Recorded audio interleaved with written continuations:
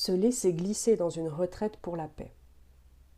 J'ai saisi la main tendue, la main amie qui m'invitait à la retraite, à venir y éprouver un autre regard sur l'existence. Pour cela, j'ai franchi le cercle polaire et bien d'autres frontières imaginaires. Je suis allé chercher l'hiver encore plus haut, encore plus froid, pour entrer mieux dans mon intérieur.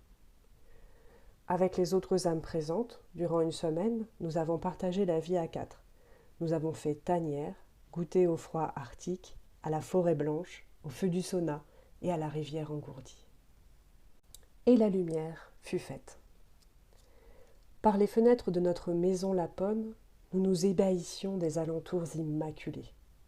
Et par la lucarne du cœur de notre hôtesse, nous sondions la représentation du monde qu'elle nous partageait.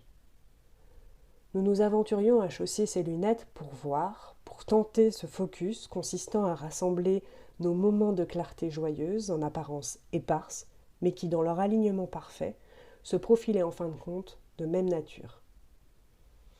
La connexion à l'extraordinairement beau, qu'il se trouve dans d'époustouflants paysages, de sidérantes œuvres d'art ou même dans l'ordinaire du quotidien.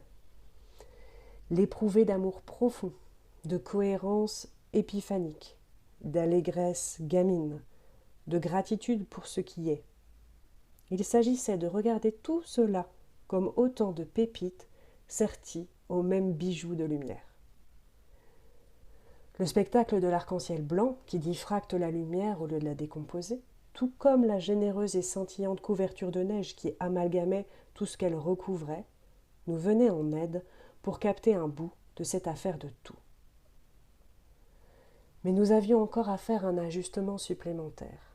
Les lunettes enchanteresses de notre hôtesse étaient à double foyer et le champ de sa vision à double fond.